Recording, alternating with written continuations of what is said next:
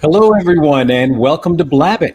It's great to see you here. Blabbit is the weekly Friday podcast where we have individual experts come on and discuss really big, interesting topics that everyone can relate to, and that's a wonderful thing. Great to see you guys here, gentlemen. It's a pleasure, as it always is. This is episode 100 of Blabbit. So we have hit a milestone here, or rather, probably Glenn, the milestone has hit us. So, which is usually the way things operate. For anyone tuning in for the first time, we are sponsored by Open Doors, your premier corporate communication platform for maximizing employee engagement. My name is Paul Geiger. I am a public speaking coach and presentation expert out of New York City. I help individuals and organizations make sure they have clarity in their messaging, making sure that they overcome any of the nervousness that comes from speaking when you're in front of people and the stakes are high. Hey, Glenn, great to see you, my friend. Good to see you, and thank you, Paul.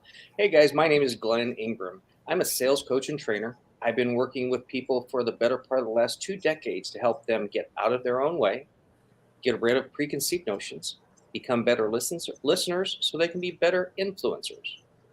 Good morning, Peter. How are you? Good morning, Glenn. I'm doing well. It's a pleasure to be with both of you.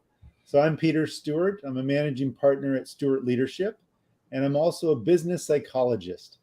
So at Stewart Leadership, we help grow and develop human capital in organizations. We help build their leadership strength, their teams, help with change management efforts, and develop their talent. So it's all about putting the human back in human capital. That's what we try and help with.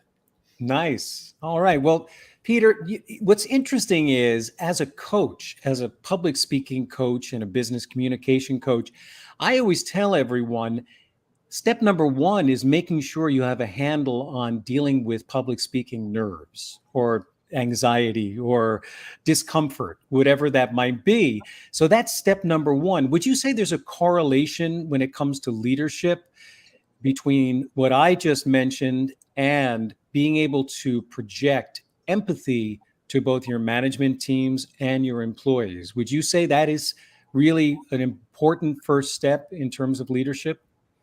Oh, it's key. It's key, Paul. And it goes back to one of these old sayings you've probably heard a million times is people really don't care how much you know until they know how much you care.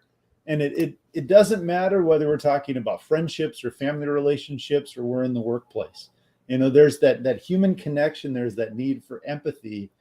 And as you're highlighting from a public speaking perspective, it's a management and channeling and awareness of one's emotional experience, both the speaker, the leader, as well as those they are communicating with, and how what you say and what you do has an impact on them. And so it's that high level of awareness. But you're not talking about getting lost in the everyday weeds of every single detail of people's lives. What you're really talking about is utilizing language that gives them the space to feel like they are being heard and that they can contribute. Yes? Yeah. No, it's the language, it's space, there's safety, there's a willingness to belong, or a feeling of belonging. And I think it's a word that's gotten a lot of press lately, and I think it's a key part. But as a leader, we have to be aware that the things we say, the behaviors we display, those all have an influence.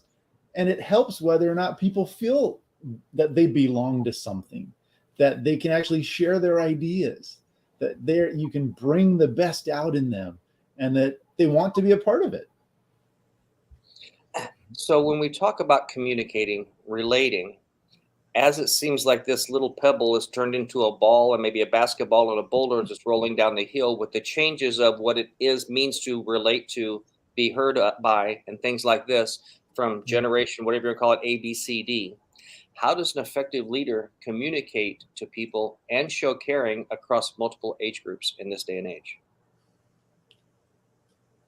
That is just a fabulous question. And I think the way you brought it up helped capture it so well. That visual imagery of a pebble. And now it starts to roll, and now we have a rock, and now it's a ball, and it keeps, and I think that's the way so many people feel, so many leaders feel right now. And not just leaders in the leader role of I have a title and I'm leading a group, but I think everybody in the workplace, as they're coming to this sense of so much has changed, so much has happened, there's so much momentum, and there's just so much loaded into everything that's happening that there's this pressure. And so as you think about that idea of how do you communicate across so many different needs, different generational perspectives, but yet we're all spinning around on this same rock. We're all trying to just live our lives and do what we can. And so there's an awareness of the individual needs, and it's being clear. So we can go into some of the tips and details about how you can communicate clearly with it. But first, it's making sure you are communicating, but you're communicating not just one way. I like to think about, God's proportions. We got 2 ears and 1 mouth. we got to make sure we're listening a lot in terms of that perspective. So we can share a message, but are we actually listening to what the response is? That single tip, more than anything else, you could draft the perfect speech. You could have the most perfect PowerPoint presentation or video or whatever. But if you're not listening to the feedback from what's happening either as you're doing that or after, then there's no way you're able to do it all perfectly. It's just impossible. We've got too many different unique perspectives and brains. But you pivot and you adjust and you rephrase or you restate or you reinforce, or here's another way to look at it. Or so I think it's listening and paying attention to that. Can I ask a follow-up on that, Paul? Yeah, sure, Glenn. Now I'm going to ask the impossible answered question. Okay, great. And I'm going to sound like an old man saying, get off my grass. How do we explain to some people in different generations that just because you have an opinion and you're at the low level, it may be listened, but don't count on it being part of the conclusion or the system moving forward from the opposite end? How do we get people to understand that we want your opinion, but your opinion may not dictate what's going to go on? Yeah, it's an understanding that everybody's got a voice, but not everybody's in the driver's seat. Mm-hmm. You can have a lot of folks in the back of the bus, but we got the one driver who's actually putting the foot on the gas and turning the wheels and steering that. Mm-hmm. And so it's, how do you help them feel like there's an environment? It's you're listening, you're giving feedback, you're validating the responses that they're giving. But sometimes it's also giving them the context for why some of the decisions are being made. It's not that, great, you said that, blah, blah, blah, we're not going to do it. It's more, we heard you. Here were also other inputs we heard. Mm-hmm. Here's the context and some of the variables we're trying to juggle. Your idea helps satisfy this one variable, but we had this other one we have to manage as well. So it's kind of a key of reflective listening with validation, not acknowledge and bypass. That was a good restate, Glenn. That was a good way to put it and summarize it. Right. Don't give lip service is basically what it is. Yeah. So with the leaders that you've been working with lately, what has been their opinion of conducting business in the way that we're doing it right now? In other words, everything being virtual, everything being video teleconferencing. I know that Glenn and I really embraced this almost 2 years ago when we started all of this, all of Blabbit. And Peter, of course, you were one of our first guests on the show way back then. And I think this is your third time here. So we've embraced all of this. Are leaders embracing it, in your opinion, or are they waiting for the dust to settle? And then I don't think anybody thinks it's going to go back to the way it was, no. But maybe are leaders waiting for the pendulum to swing back to a place where they felt more at home, possibly more in charge? What's your take? I'll pause on your question a minute or a second just to congratulate you both on getting to your 100th episode, for embracing this medium early on. And I mean, and Paul, that's how I got to know you early on, is reaching out. Hey, pandemic hit, let's get to know other coaches around, and I've really enjoyed that. And we had a lot of connections through that time. And so that, I think, is just a powerful example of, all right, we're adaptable, we flex. This is where we're heading. We can still try and communicate a message. We're just now figuring out a different way and embracing a different medium to do that. So I think that philosophy, to go back to your question, is what are leaders viewing? And it varies by industry to certain degrees, but what continues to exist is a disconnect between the C-suite, between senior leadership, and really what the workforce wants and needs.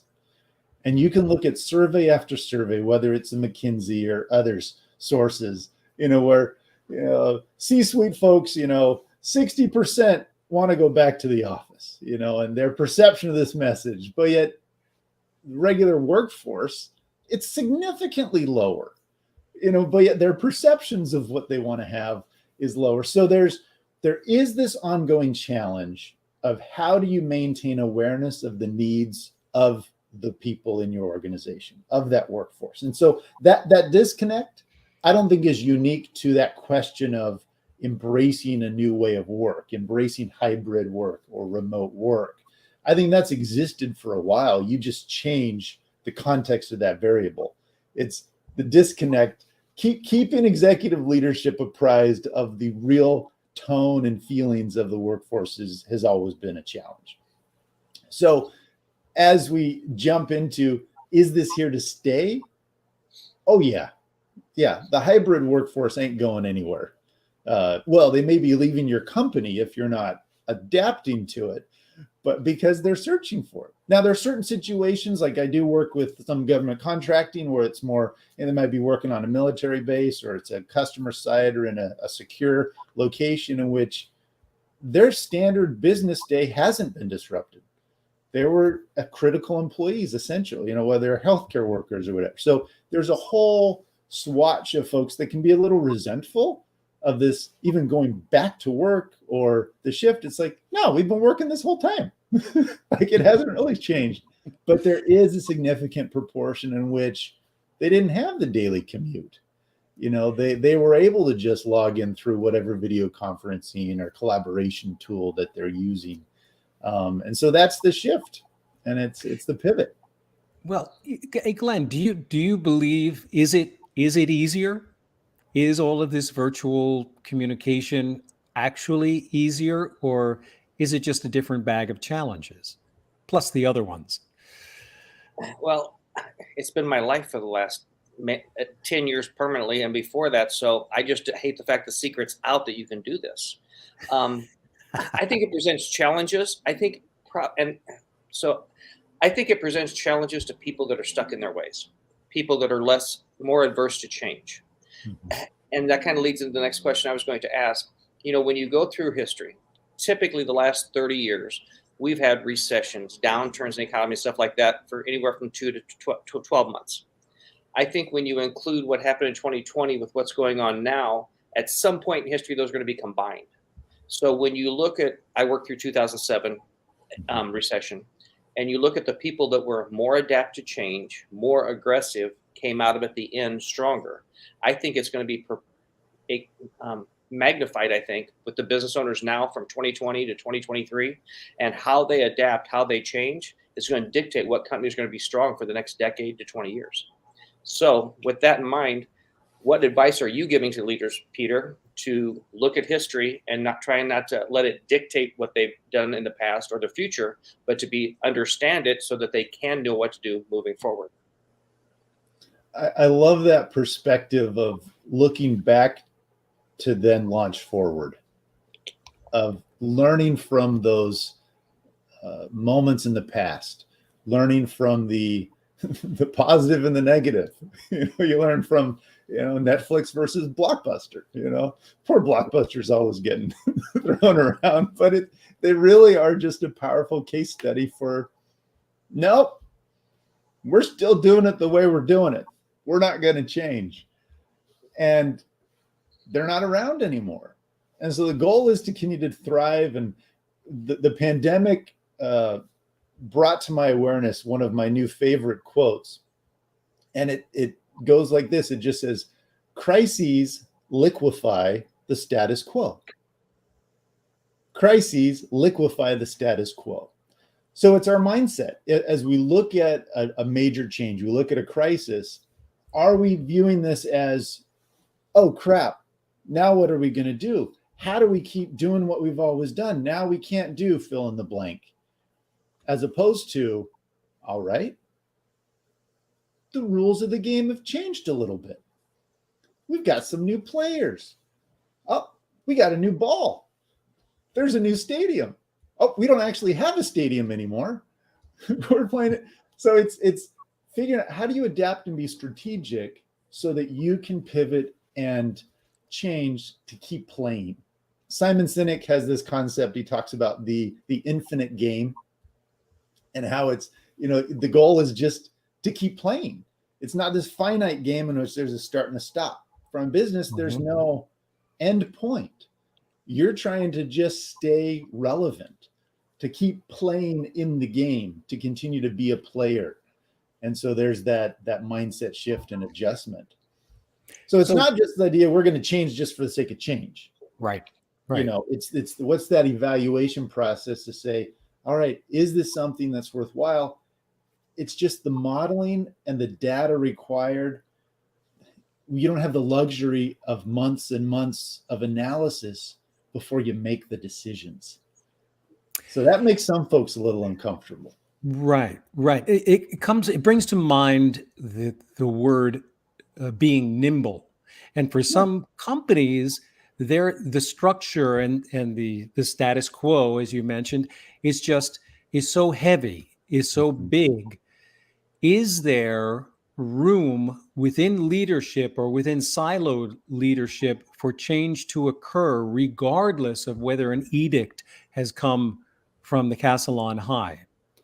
Is there room for that? And do you have any notable examples of companies that have done that, or leadership where you maybe don't take on everyone, or are you primarily looking across the board in most of the coaching that you do?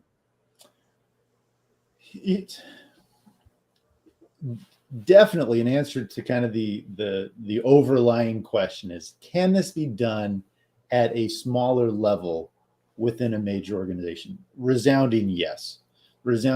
Why? Because so much of change is driven by the manager. You can really, and even as you look at the broader terms of psychological safety and other attributes of team, they're not necessarily organizational attributes, they're team-based attributes. And so, yes, that individual manager and leader can foster a culture of nimbleness, to use your term, Paul, of flexibility, of agility, of adaptability, of all of those ways in which it's an examination of how are we doing, what we're doing, what are the results we're getting, and is there a way that we can be doing this more efficiently or in a better way? And that's this concept of humility and confidence. It's like we can have confidence in what we're doing. That means that, yep, I can deliver, and what we're going to give to you in terms of a service or a solution or a product is high quality. But there's a level of humility that we are continually assessing to make sure the way in which we are delivering that, is it really the best way? We want to continuously improve. Are we meeting the needs of that customer? So we're assessing, we're getting that feedback. So it's that evolution. Again, it goes back to listening. Are we paying attention to what they're saying about what we're doing? So, and that can be done at a team level, even if the large, massive aircraft carrier of a ship, organization, it's harder to pivot the whole thing, but you might be a little dingy off from that. And hey, you can be a little bit more nimble. And organizations that are creating that flexibility in those pockets, they're going to have more success. Mm-hmm. Well, and you talk pivot. I think what's interesting when you're looking at what degree of a pivot do companies or industries have to take. Is it 2 degrees? Is it 60 degrees? Is it 170 degrees? You look at like commercial real estate right now with having less office space, things like this. What are they going to do to move forward? And I look at, from my previous years ago, the phone book industry that had an amazing business, but they tried to pivot digital with an entire management chain that knew print. Instead of bringing in some people that maybe knew digital and changing some of the management things up, it seemed like they were resistant to that. We can figure this out, and we know what's happened to the phone book industry in the last 20 years. So if some industries that require a bigger pivot aren't looking forward and trying to figure this out, do you see people like commercial real estate or other businesses that are going to go by the wayside or at least have a huge dip in the road before they come out on the other side? I mean, I wished I had the the proverbial crystal ball to be able to make all those decisions. But I think you're highlighting that key point of it's the twofold question of how do we identify the strategy and the direction we need to head? And then who are the people and the resources we need to accomplish that? And are we willing to make some of those radical changes so that the house continues to win, the business continues to survive? And it's a tough spot, especially in this environment in which it's the decade of the employee. I mean, it's that they have more power right now and influence over overall business functioning than I believe they ever have, just by nature of the job market's on their side. They have that. So how can an organization operate in that space so that they're retaining talent, but they're making decisions so that they continue to be viable and not just survive, but thrive? And sometimes it's making those hard decisions so that sorry, you've gotten us here, but that doesn't mean you're going to get us there. We need to shift. And how do we explain to management and stockholders that our path that maybe used to be this is going to be this to get to where we're going? And the street is all based on confidence, right? I mean, that's investors. That's the way that the stock market. It's how confident are they in your ability to hit those targets and goals that you've set? And so is it more of, all right, are we really as crystal clear that, to use your analogy, we're doing this path of going all over the place versus a straight line, but it's laying out, this is the direction we're heading. This is the destination we're going to get. And yep, there's going to be a little hiccup here and there may be a hiccup here, but we have confidence that this is where we're going to get. So transparency, because when you have confidence in your struggles, that actually doesn't impact the street as much as when you do not acknowledge the struggles you're going to have.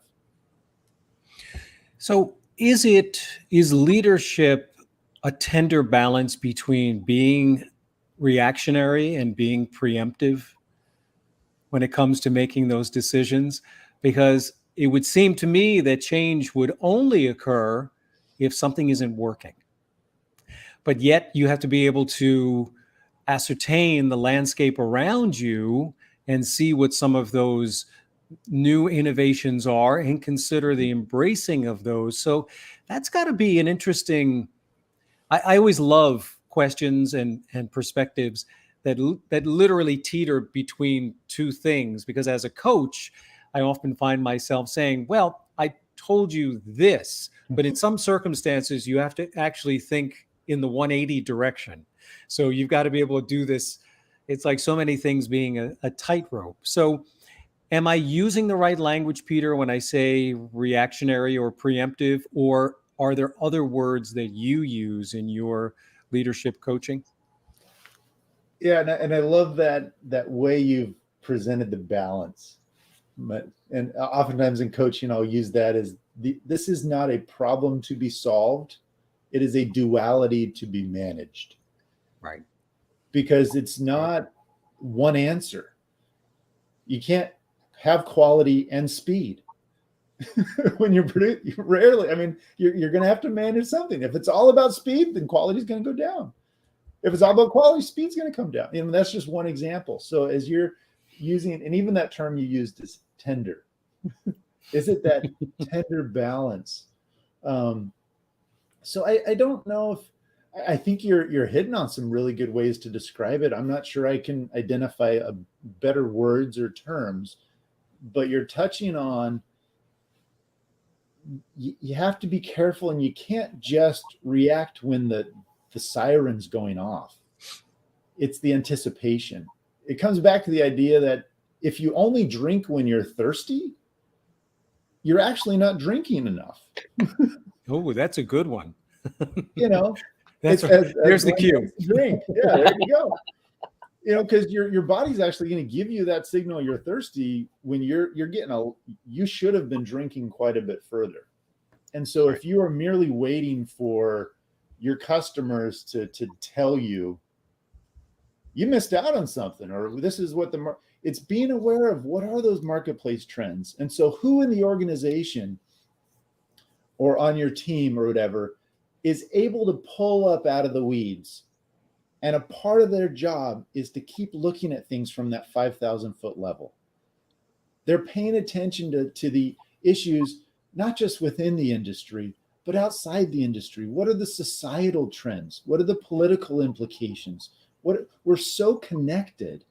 But if everybody is just bogged down into the tyranny of the urgent, the tactical pull that we all get sucked into each and every day, then we're going to be missing that. Now, what are the job titles that describe the person who has that responsibility in an organization? I'm sure there are several who could possibly take that on, but are there, give us the top 3, 4, 5, I don't know. If, from my vantage point, all C-suite individuals should be looking at things from that level. Right. If they are not, then they do not have developed the team below them the trust, or they don't have the right people to allow them to, because that is their role, is to be able to be out in front looking at these key levels, particularly CEO, particularly chief growth officers, particularly those chief strategy officers. Even some organizations have that, but and so that's at more of a macro level within an organization. But frankly, every leader should be carving out time in their week, in their month, whatever it is, to just keep apprised of what's going on. Because sometimes we can say, oh, well, that's what they should be doing. So I'm first level manager, or I'm mid-level manager, or I'm a senior director, whatever, I'm going to wait until they tell me. Mm-hmm. Actually, it's the role of all leaders to try and keep that head. So it's that, again, it goes back to that duality to be managed. Most are going to say, yeah, I'm going to prioritize that tactical. We got to deliver. We have to make sure we're meeting these immediate demands. So maybe the percentage of time on the strategy or more higher level outlook is going to go down, but it cannot be ignored. And that proportion is going to change, I believe, the higher up you go in the organization, or it should. Okay. I want to talk about uncomfortable conversations, because I'm uncomfortable, Glenn. Sorry. Yeah, on full display here, right? It's become apparent in my personal lives that's one thing that maybe I didn't teach my children, is how to have an uncomfortable conversation and be willing to do it and not have fear of it or whatnot. So if a lot of these people making prognostications about our economy and what's going on now, as middle management to upper management to investors, how or should they be prepared to have uncomfortable conversations to say, we may have had these forecasts for 2022, but if you look at 2007, 2000, maybe we need to be realistic that these expectations are probably not achievable, and what can we do to adjust to be on the same page so that it doesn't look like in 6 months that those managers have been failures. Uncomfortable conversations. And really what you're describing is it's the sharing of, I don't know if I'd go so far as to say negative news, but it's less than positive news.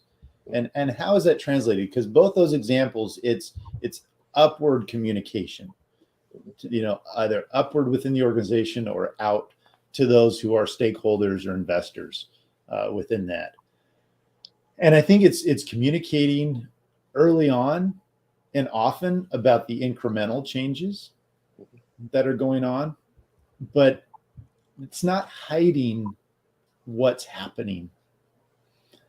As we learn, I mean, that's the way scandals erupt. That's the way the big explosions happen. It's because things have festered. There's, the pressure has been built up to a point where now there's a lot more force behind the news.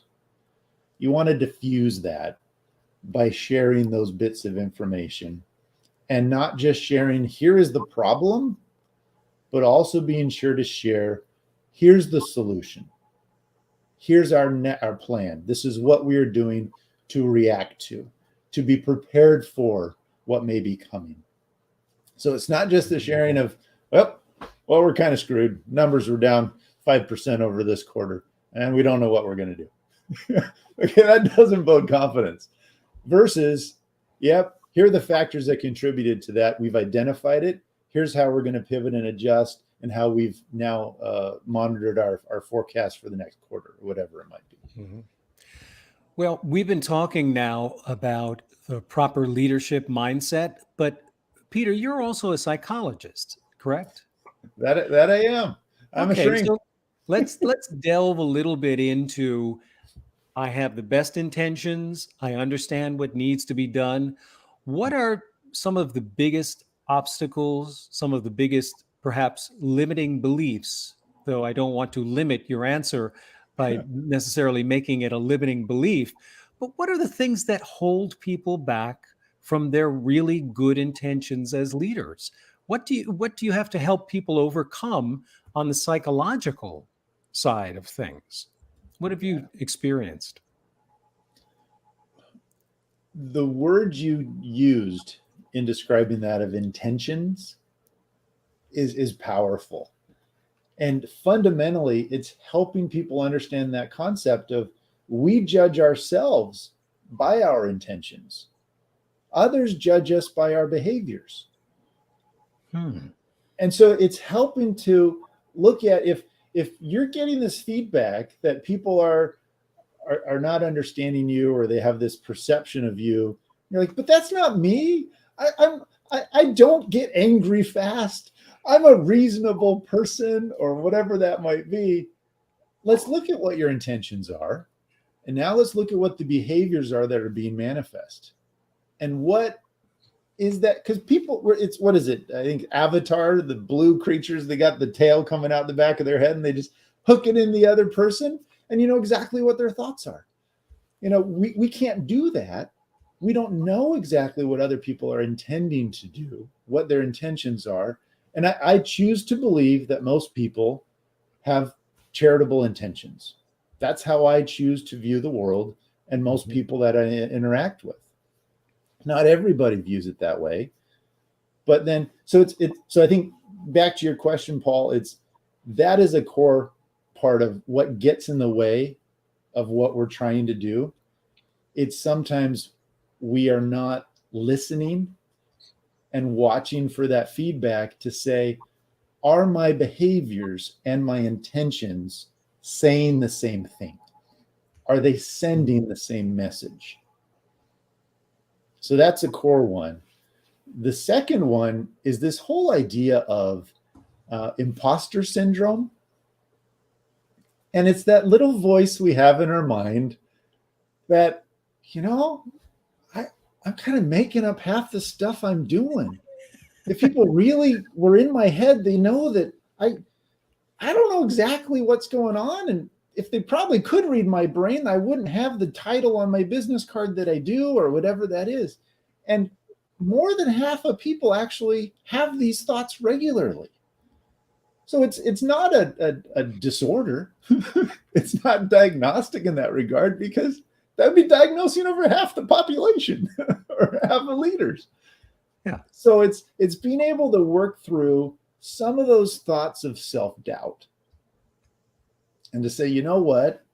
I don't have to be perfect at this, but I've done enough over the years to be promoted or to be in this role that I've gotten now.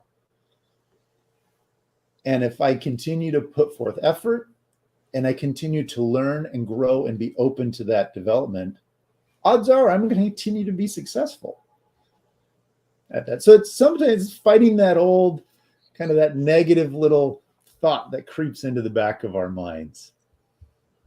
Mm-hmm. Now, when we talk about kind of trying to find out perceived, trying to understand how our actions are perceived. Yeah. Do you think it's not just almost required, 100% necessity for people that are rising through the ranks as management to learn and understand psychology, personalities? If nothing, maybe taking a class on how to be a professional poker player, learning how to read people and understand their reactions, their interpretations and stuff like that. Because if you don't understand how different types of personality traits are responding, you really don't have any insight into how you're being perceived. Yeah, it is. And as you were saying, take the class on how to be a better poker player. I agree with where you're going from, to be able to read other people, as opposed to how do you camouflage one's own emotions, because that actually is a skill that some people have developed too well. And there's a time and a place in which emotions should be displayed, but we're trying to help bring this out in which people can be more authentic to how they're experiencing and be more open to share emotions within a reasonable range of expression. One can be angry and frustrated, and if I chucked the chair out the window, I would not view that as a reasonable range of expression of that emotion. So it's how do you manage that? But it boils down to emotional intelligence, I think, is the term that encapsulates it. It's divided into that ability of what is one's self-awareness of the emotions they're experiencing, what is their ability to regulate those emotions. Okay, so that's on the internal side. Can we recognize, yep, I'm really anxious right now, and then what am I doing to regulate that? And then on the flip side, it's how we are observing emotions in others. Can we read that? Can we recognize that, hey, they might look a little confused right now, or they're frustrated, or something's a little off the normal, and that sort of a thing. And then it's our understanding, that social awareness piece of how our emotions have an impact on others. So it's not just reading them, but it's understanding how our emotions impact that. And I think those are core components of emotional intelligence, among some of the other tenets. But I think that's the most simplistic way to look at it. So it's that self side, and then it's the other side. Isn't there a little bit of a cautionary tale here, which is if you are reading people, don't necessarily assume that you're right.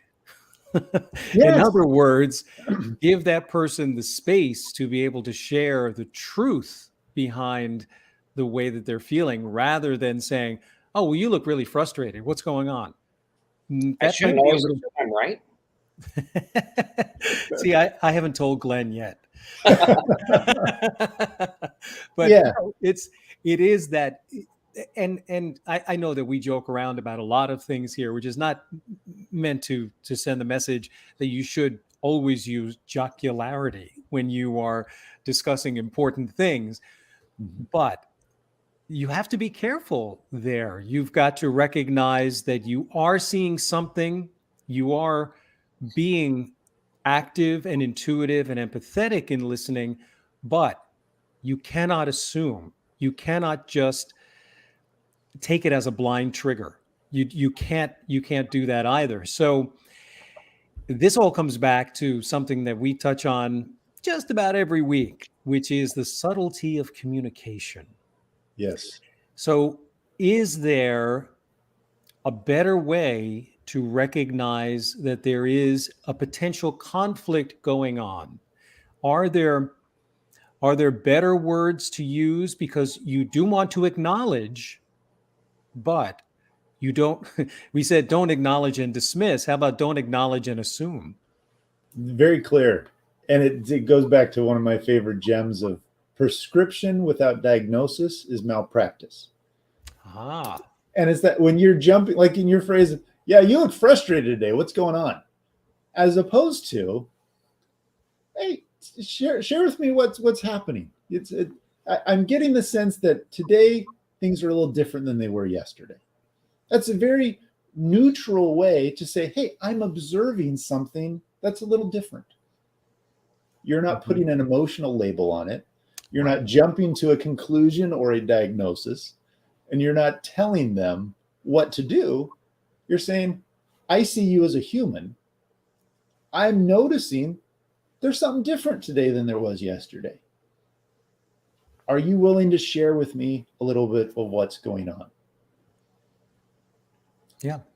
And it opens a dialogue. It opens a conversation. And ultimately, that's what leaders today, to be successful, regardless of whatever the current change might be, if one can have those sorts of conversations with folks on their team and within their organization, they're going to be able to sail through any of the rough waters ahead.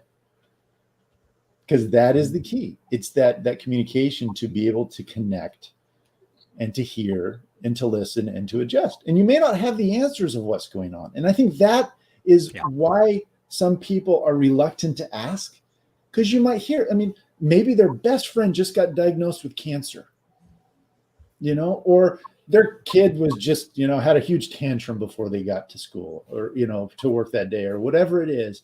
Like, you might not necessarily know what to say. It's like, ooh, okay, well, good luck with that.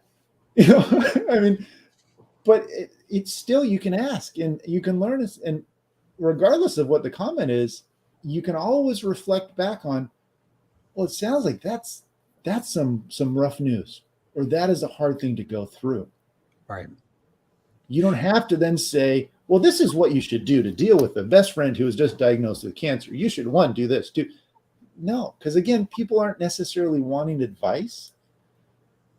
They want to know that they are seen, they're heard, and they matter. That, just one more quick one, Glenn. That is such astute advice, Peter, because I know now it may be my personality. It may be, I don't know. I have a tendency to give a little too much advice at times, and I do have to be careful just to kind of listen and say, okay, because leadership is not always having the answers. Being empathetic is not bringing the solutions and making people necessarily feel better. Mm-hmm. It's not that. It's acknowledging what it is that they're going through in that moment and actually being in the moment yourself in terms of being a listener. Mm-hmm. Yeah. Good stuff. And allow them to be in the moment. And maybe you don't have the answer for what they should do or how to deal with, but then there's the follow-up question of, what can I do to support you with this? Or is there what do you need from me? Right. And it's you're asking for the answer. You're not giving it, but you're asking. Correct. Okay. Mm-hmm.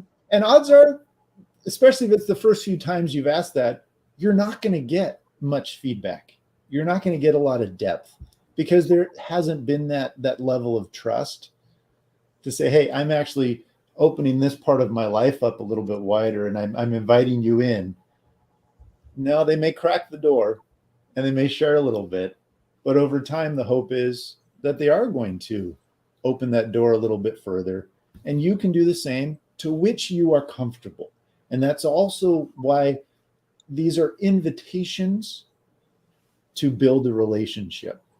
They are not forced pressures to get in which people always have that ability to, nope, that's too far. Or, yep, I'll open it up. So there's that individual choice and freedoms there, so that we want to maintain, obviously, a safe atmosphere. Well, to go to a couple of topics we've talked about, we talked about in the beginning about different age groups, different ways of communicating and relating. And then we just talked, especially about, psychology's personalities.